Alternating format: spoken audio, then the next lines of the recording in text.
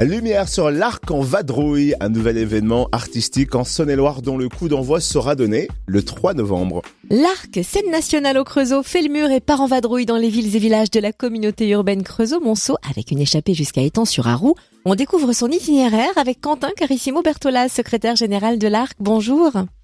Bonjour. La première question qui se pose, c'est comment est né ce nouveau rendez-vous, l'Arc en vadrouille ?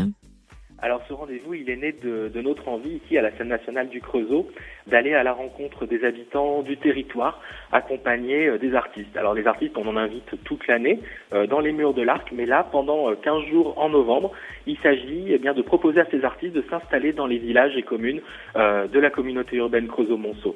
Et donc voilà, avec les maires et les responsables des différentes communes, 6 communes qui sont pour cette première édition rassemblées pour ce temps fort artistique en territoire. On a voulu initier ce nouveau voyage. Et alors, qui va donner le départ de ce voyage mercredi 3 novembre et où ?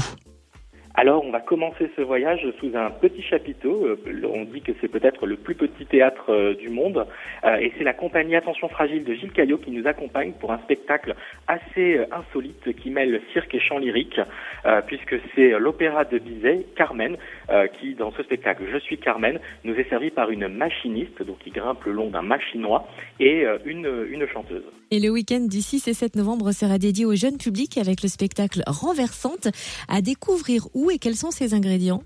Alors c'est la ville de Montcenis qui accueille Renversante et c'est un spectacle où, comme le nom l'indique, les habitudes sont un peu inversées puisque nous sommes dans un monde où le féminin l'emporte sur le masculin. C'est un spectacle qui interroge l'égalité femmes-hommes à partir de 8 ans, donc à voir en famille, et ça se passe donc à la mairie de Montcenis. On continue de feuilleter le programme puisque l'Arc en Vadrouille se poursuit jusqu'au 16 novembre. Quels sont les autres spectacles proposés ? Alors il y en aura vraiment pour tous les goûts, puisque à l'Arc on aime mêler aussi les disciplines et les genres. Donc voilà, on est passé dans un chapiteau, là on se voit dans une salle, et puis on va aussi être en camion à Percy-les-Forges avec Olivier Fortin et l'Ensemble Masque qui propose Récréation musicale, un concert de musique baroque donc en camion.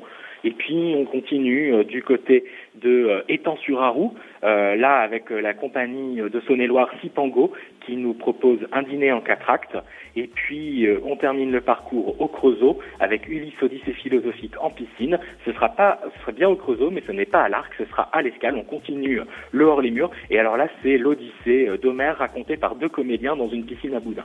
Et toute cette traversée, en fait, de l'Arc en Vadrouille est aussi accompagnée par le collectif Escandard, qui est un collectif d'artistes associés à l'Arc et qui vont mettre leur base ces quelques jours à Sanvignes-les-Mines et nous proposer donc le 11 novembre, à peu près à mi-parcours de cet Arc en Vadrouille, une soirée de conjuration, la grande conjuration, c'est-à-dire une soirée où ils vont nous livrer les témoignages des habitants des différentes communes traversées par l'Arc en Vadrouille qui s'interrogent quant à l'avenir et à des peurs, à des inquiétudes que l'on peut avoir face à l'urgence climatique. Et il s'agit donc lors de cette soirée, par des mots, des notes, par la création artistique, de rêver des futurs désirables et donc conjurer l'ensemble de ces peurs.